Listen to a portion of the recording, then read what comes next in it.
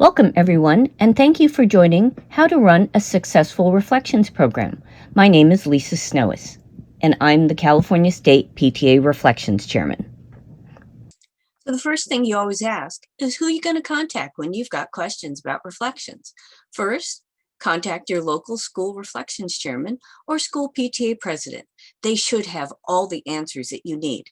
But when all else fails, feel free to contact the California State PTA Reflections Chairman at reflections@capta.org, and we'll be able to assist in finding you the person who has the answers that you need.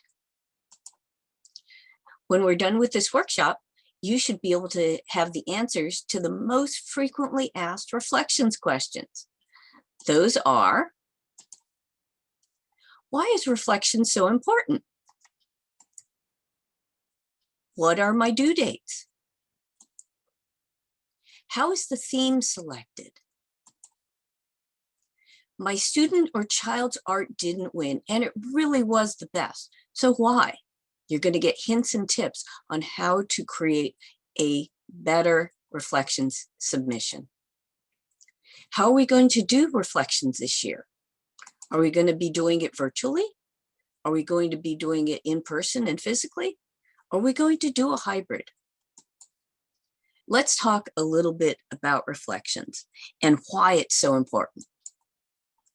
It was created in 1969, more than 50 years ago, and more than 50 million students have participated, so you're not alone. The Reflections program is a nationally acclaimed student recognition program to encourage artistic creativity in the classroom and at home. Did you notice that I said student recognition program? I didn't say it's an art contest. It's not. It allows students to express themselves to a theme and to be recognized for it. The awards are just the added bonus. And Reflections welcomes all grades and abilities to explore and be involved in the arts. That levels the playing field. This program is for any student, no matter what their ability, no matter what they're good at.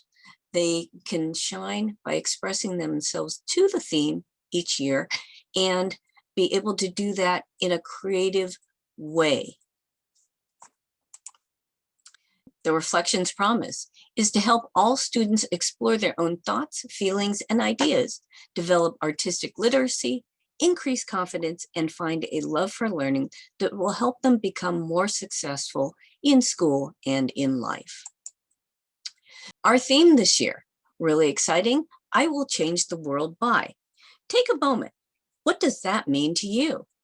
What would you draw? What kind of photo would you take? What kind of poem might you write or literature piece? What would you film? What would you dance to? And maybe how would you write a music piece that exemplifies I will change the world by? This is an annual theme that is submitted by and created by students around the country. They submit their theme ideas, and 2 years in advance, this theme was selected, and it was submitted by a middle school student in Utah.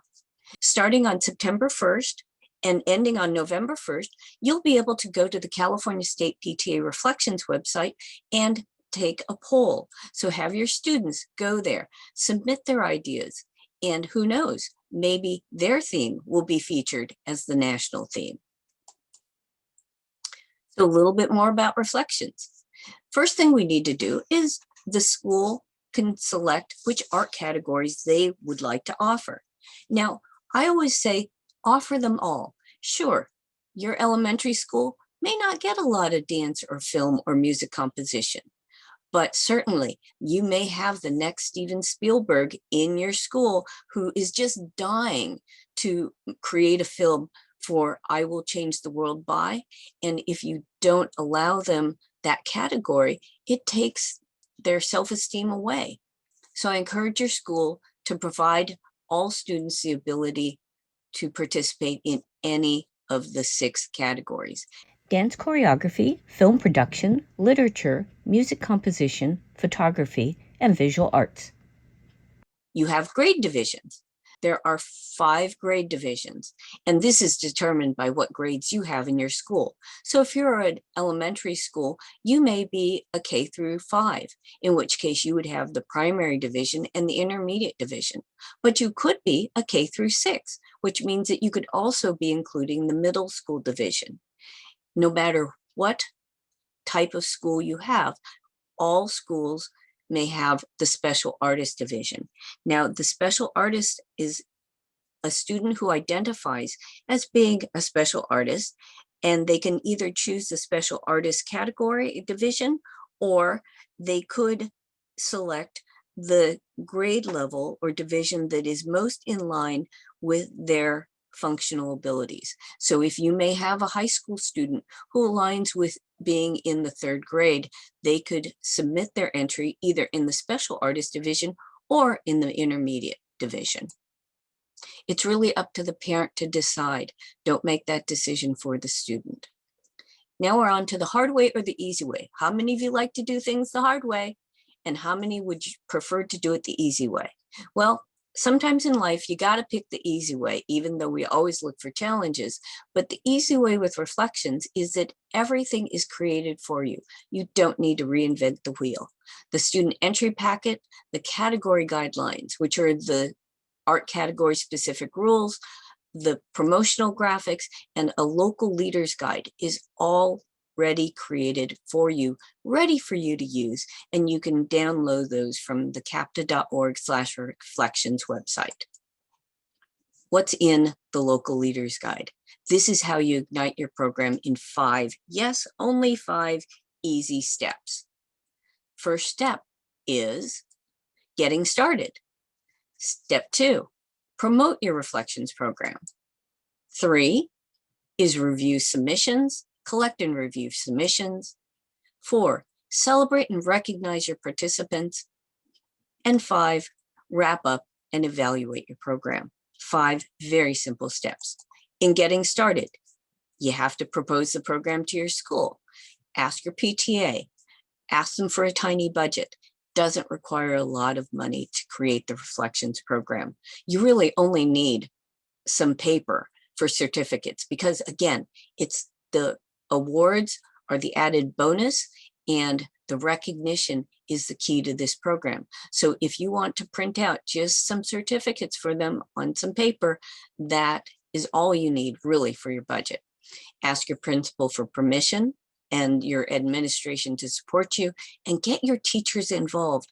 Have them work the theme into the classroom curriculum. Maybe make it a social studies discussion or a literature project or an art project. But again, keep in mind that this cannot be a graded or corrected entry or submission. It can only be maybe an extra credit. So suggested due dates. Ask your PTA reflections chairman or your PTA president. Your student due date at the school. School due dates are generally in the range of October 15th. That's a suggested due date, plus or minus a weekend. Then you have, if you're at a council level, your due dates are suggested to be in and around November 1st, district, December 1st, and the state due date for the districts is January 12th of 2022. The students need to submit by October 15th because their entries need to be reviewed at the school level and advanced to the council level. The councils then collect theirs on November 1st and have to get their entries reviewed and advanced to the district by the district due date, which is around December 1st. Then the districts have to have their entries reviewed and advanced to the state by January 12th. So keep that in mind as you set your due dates. What makes it so easy is you get to organize, plan, and to create an effective program. And there is this magical checklist that can be customized that's in the local leaders guide. You need to recruit a committee and volunteers. No fun to do things all by yourself. Friends recruit friends to help them out. You can recruit committee arts professionals. These could be volunteers or use them as your reviewers for your projects. make sure to read this local leaders guide and the guidelines, and then read the guidelines again. And if I didn't say it once before, make sure to check the guidelines out. Those give you all the things the student needs to know to create a reflections submission that will be able to advance. Now, the first thing in the checklist is always register your unit. And registration is optional, but highly encouraged. You can do that at pta.org reflections, scroll down to register here. Now, say you've run your whole program and you realize you did not register your PTA. Do not panic. All entries are allowed to advance. The registration, again, is optional, but encouraged. It allows the National PTA to know how many units and students are participating in the program, because how else would they get that 10 million students participating number? So then you promote your reflections program. How do you do that? Well, you can post flyers at your school. You can send it out in your weekly e-blast. You can put it on your social media. If you go back to in-person school in the fall, you can do reflections workshops. Do it at lunch, in the cafeteria, in the corner. Get a table, set it up, put some crayons on it, put some markers on it, put some pencils on it, put some writing paper on it, and some blank paper. Allow the students after lunch announce, hey, come on over. Let's do an art project if you're interested.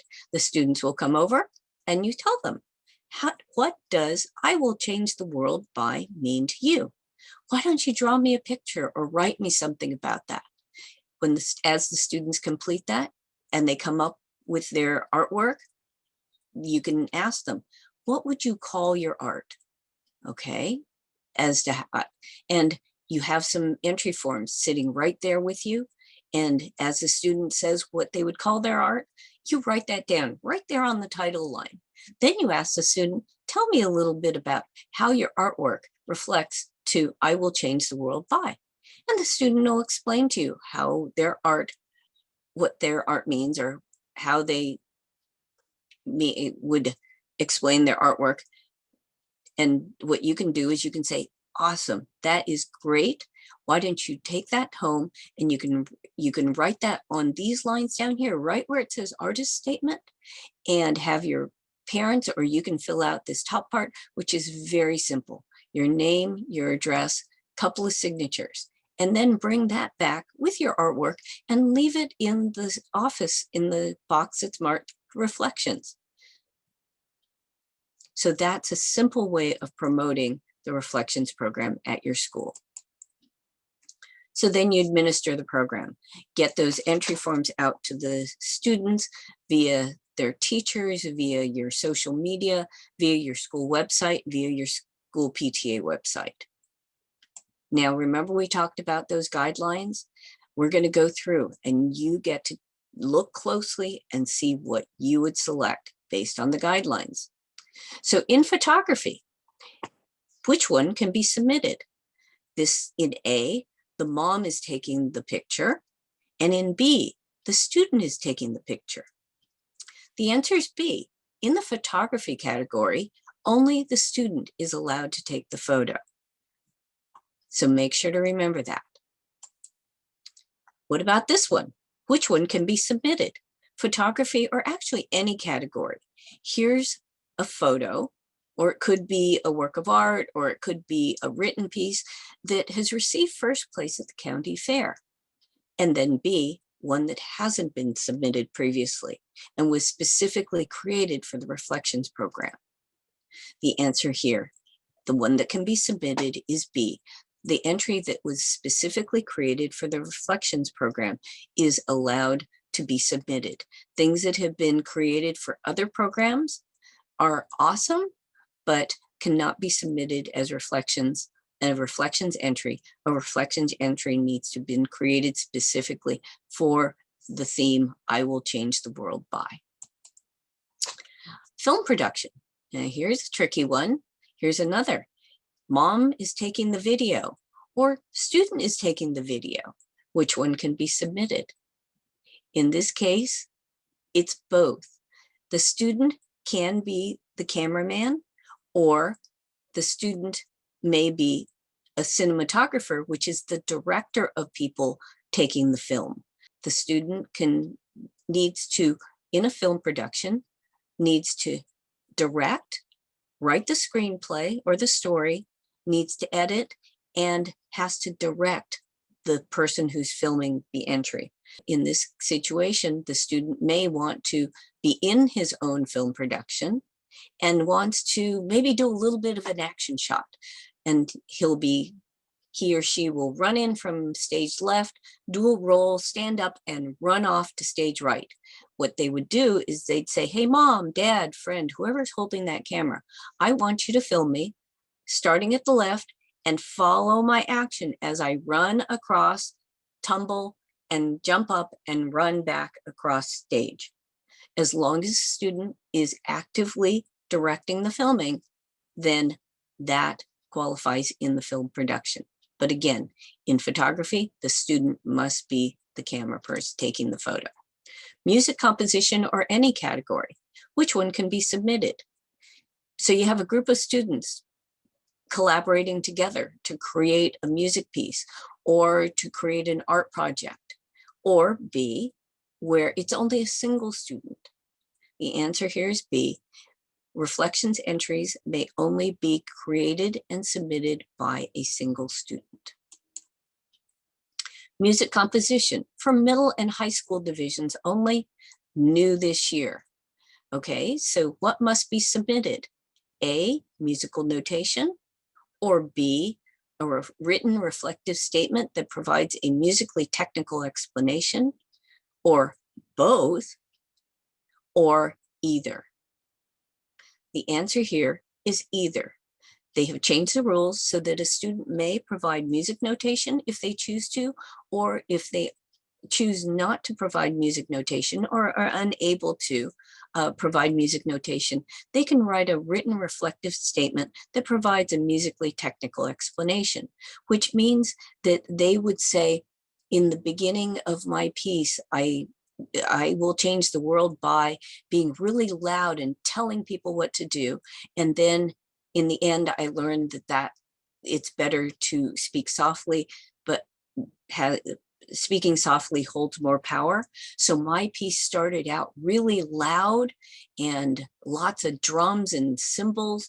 And then at the end, I realized that speaking softly, so I changed the level of expression and I made my piece soft at the end. That would be a reflective statement that provides musically technical explanation, as an example. You're still wondering, a reflective statement, what would that mean? Here's some questions that could assist the students in how to address this new requirement that replaces or substitutes for the written notation of the music. So they could ask themselves, what creative and musical decisions did the student make to achieve the final version of the piece? How were the musical elements developed? What equipment was used, if any? What sounds and or musical ideas were used to represent certain ideas or emotions? How were the students' creative and musical decisions influenced by their expertise, context, and expressive intent? And of course, this is a substitution for students who may not be able to write out music. And it is in addition to the artist statement, which is still required. So the student would need, on a high school or middle school music composition entry, their title, artist statement, and either the music notation of their piece or this new reflective statement. Literature, which one can be submitted? A written piece on a wall in a student's room, or something that's written on paper, 8.5 by 11 paper. The answer here is B. 8.5 by 11 paper can be submitted as literature. And please keep in mind that any drawings on a literature piece are disregarded. And so in the B example, the little house, no matter how cute, the literature reviewer will only be reviewing this entry based on the words that the student wrote. So for example, if a student submits a illustrated novel, and so there are illustrations and word bubbles, and it's an action shot and it says pow, wow, cool, okay, in the word bubbles, and there's amazing graphics that go with that. That would better be served as a visual arts piece than a literature piece, because in the literature category, it would only be reviewed based on the 3 words, wow, pow, and cool.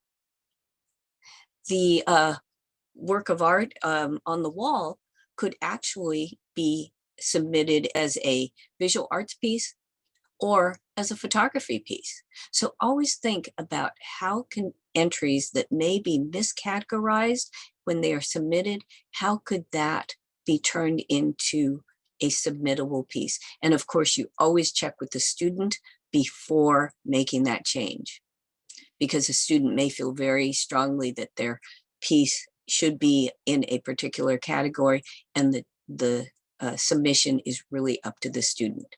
You wouldn't want a student to be surprised to see that their literature piece is suddenly a photography piece, for example.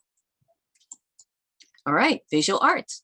We've got the Mona Lisa with a little bit of artwork around it, or a drawing of something that might represent the Mona Lisa as interpreted by the student. Which one can be submitted?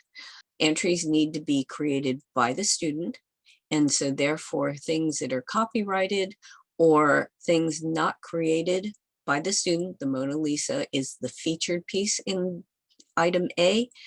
If it was just in the background, that would qualify as long as the student provided a substantial portion of the artwork, but in this case, B would qualify as a submittable reflections entry. Visual arts or photography. Let's look at this one. What art category is this? Looks like a collage of photographs. So someone may think this is a photo entry, but collages may only be submitted in the visual arts category. Photo entries need to be a single print, not multiple prints. They can't be layered. In this case, someone could say, well, this is a single print of a collage of photos. What still makes it not a photography entry is photographs may not have wording on it or additional things layered on top. This would work as a visual arts entry, not a photo entry, because the family is love is words on the photograph. So keep that in mind when you're looking at students who are submitting entries. And should a photography entry come in that looks like this, you might suggest to the student, why don't you make this a visual arts entry instead? In talking about photography and words on photography, that doesn't mean that you can't take a picture of a sign on a wall and that those words disqualify the photography entry.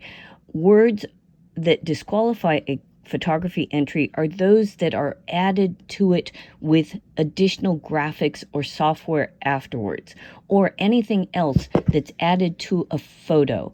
So, for example, if you have a photo and with your graphics program, you add little hearts and, I love reflections on it. No matter how cool that may be, that is added to the photo, and that would make it a visual arts entry and not a photography entry. A photography entry is just that, a photo taken with a camera.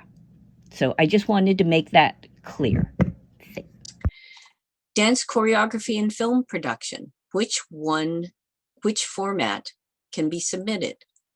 A only, MP4s, only MOV files, only AIV files, or any of them. New this year, you may submit an MP4 file, an MOV file, or an AVI file for your dance and film production entries.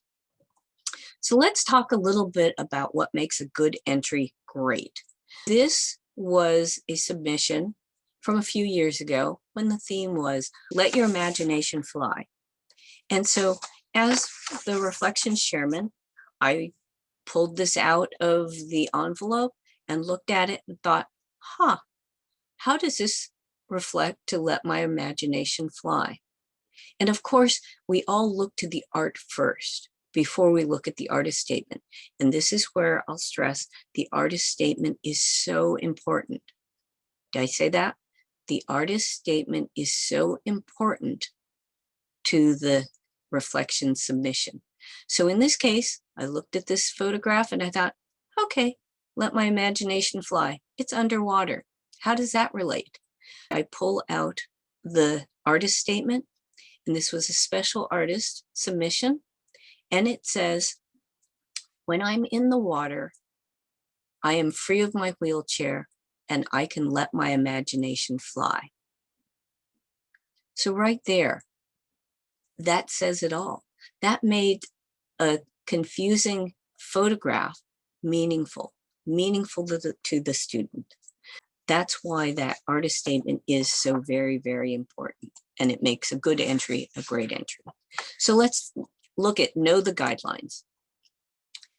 The student entry forms must be filled out completely, and they must have a title, and an artist statement is required. And you could see why that artist statement is so important.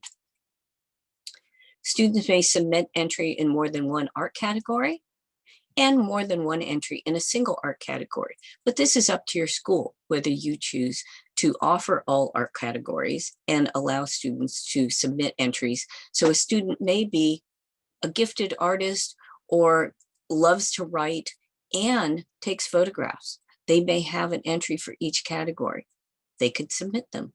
Say a student has 10 different photos and can't decide which one to submit. If your school allows it, that student may submit each entry, each photo, with a separate entry form with a unique title and unique artist statement and submit all of them as separate entries. But again, it's up to your school. And I only say this because there was a high school that went all in on the literature category, and they made it extra credit for every student in the school to create a reflections entry that year. But that school had 2,000 students. So that school did have to limit each student to a single literature entry, because can you imagine if every student submitted 2 entries?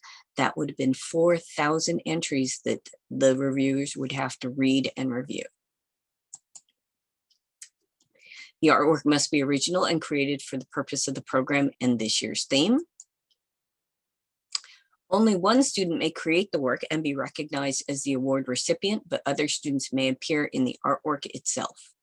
So for example, if a dance routine requires 3 people to dance in it, 3 people are fine, but only one student may create it.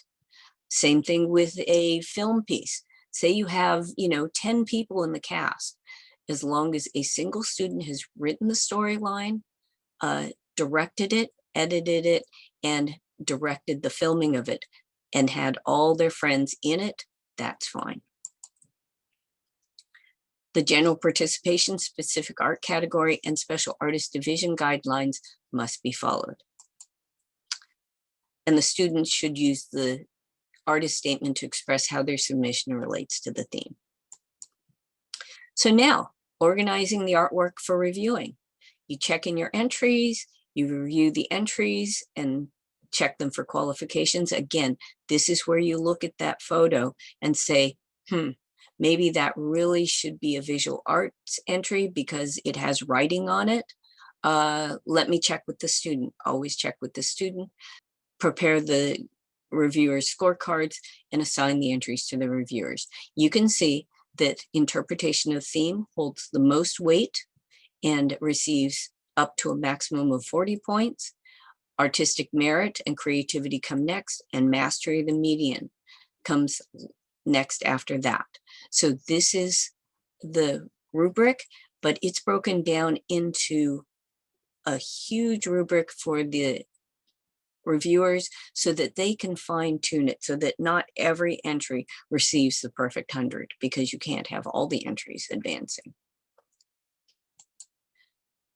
So reviewing the entries, make sure not to be the reviewer. We want this to be as transparent as possible, and we don't want anybody accusing the PTA of favoritism. So blind judging is required. Nobody knows who the entries are from when they're reviewing them.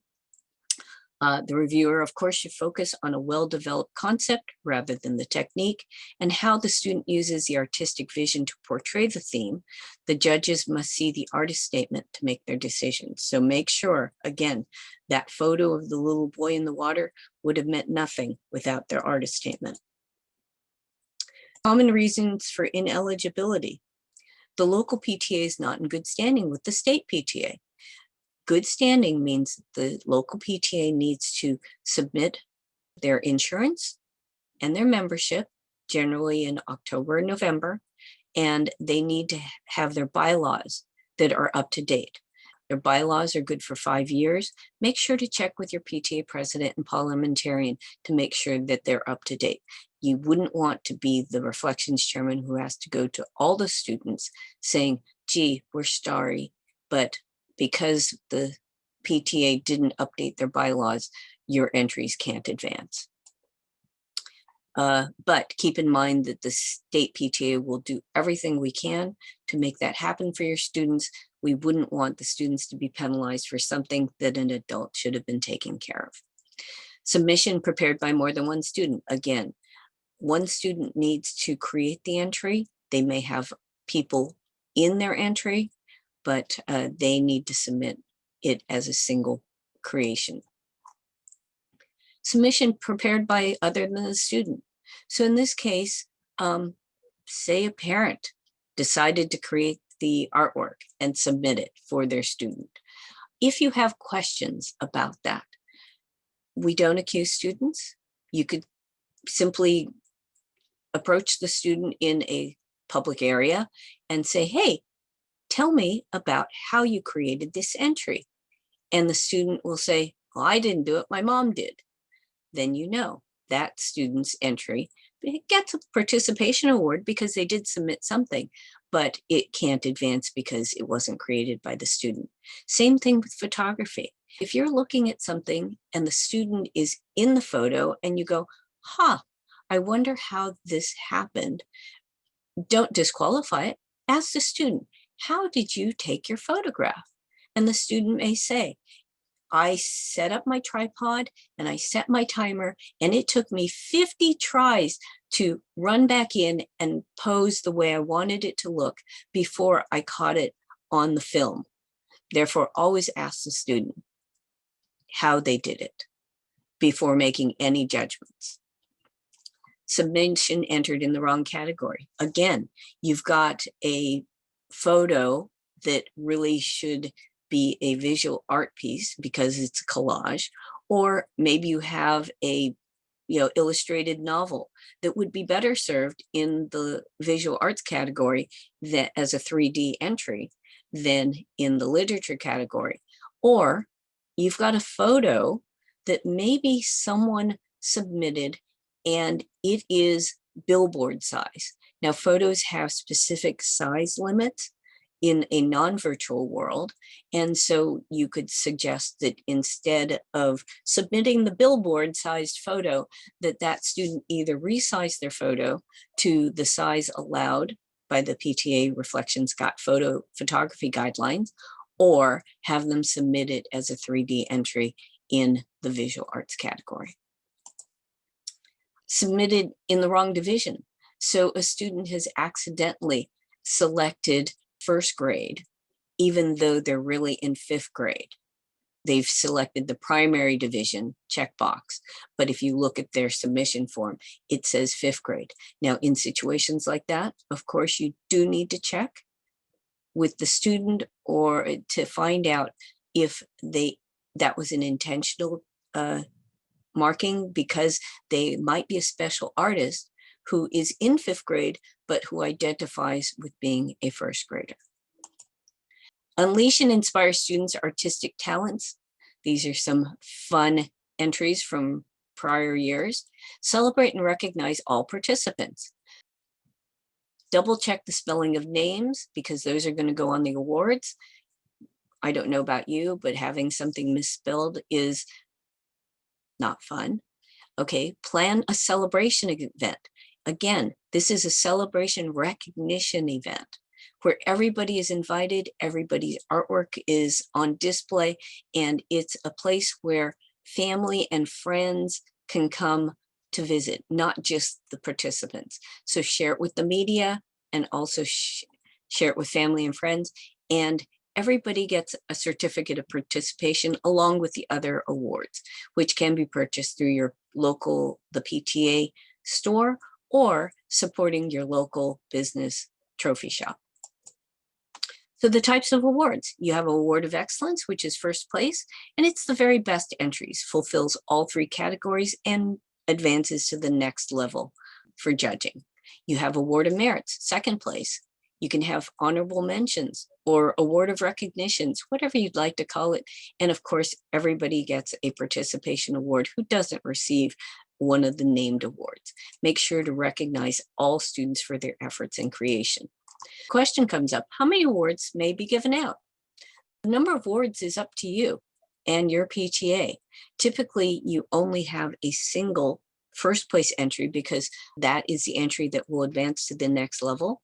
But there are levels who will accept more than just a single entry. Check with your PTA and check with the level that's above you to see how many you may advance.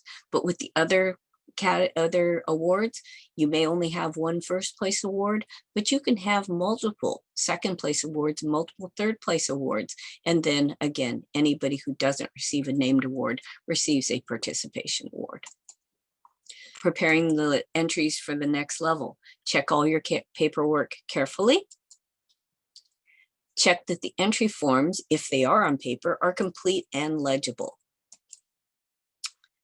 Check that everything has a title and artist statement because these are required. I've said this twice because there's lots of entries that move through the different levels that don't have this, and you'd hate to have to disqualify a student for lack of something as simple as a title and an artist statement. Do you have copies of everything advancing to the next level? In case there's a question, that way you can look at what they're looking at, or even worse, should something at the next level get misplaced, at least you have record of what you sent them. Make sure to handle these entries carefully because they are priceless, especially the visual art pieces. They are priceless works of art that you can't ever replace. And it's always if you're transferring physical art pieces, a sturdy artist portfolio is strongly recommended so that the art pieces don't get damaged in transit. Wrap up and evaluate. Once you're done, you submit a participation form to the next level. This tells them how many students participated at your school and how many students are advancing. Make sure to send thank you notes to your staff, your judges, your volunteers. Thank you goes a long way, especially next year when you're going back to them and asking them for help. Finish the program evaluation and make sure, so important, to return all non-advancing work to the artist because, again, these are priceless pieces and you want to make sure that they go back to the students. Make sure to create notes, leave your breadcrumbs for the next person should you not choose to lead reflections again. But I don't see why you wouldn't. It's such a wonderful program to be a part of. You'd never want to be not a part of it. Theme search opens up on September 1st and closes on November 1st. You can enter on paper, have your students enter on paper, or on the California State PTA website. So you're wondering, you may have a student that goes, you say, did you submit anything to the reflections program? And they say, nah, the I Will Change the World by didn't really inspire me. And so you turn around and go, well, what would inspire you? Why don't you submit a theme or two to the California State PTA website? And your theme may be selected to advance to the national selection, and you could have your theme as one of the national PTA reflections themes for one of the years. Reflections is really family engagement. Students with involved parents are more likely to have a better social skills, pass their classes, attend school regularly, earn higher grades and test scores, and graduate and go on to post-secondary education. This is proven. So thank you if you're here listening to this reflections workshop. You are the key to making for better students, not just your students, but for all the students that you come in contact with through the reflections program at your school. So thank you so much. So now if you have any questions, thank you for coming to this workshop and getting excited about the reflections program. I hope that you start a program at your school or continue to build your program. If you have any questions, as always, who are you going to contact? Your local school chairperson, or if you have questions regarding this workshop, please feel free to contact me, reflections@capta.org. My name is Lisa Snowis, and I thank you so much for attending.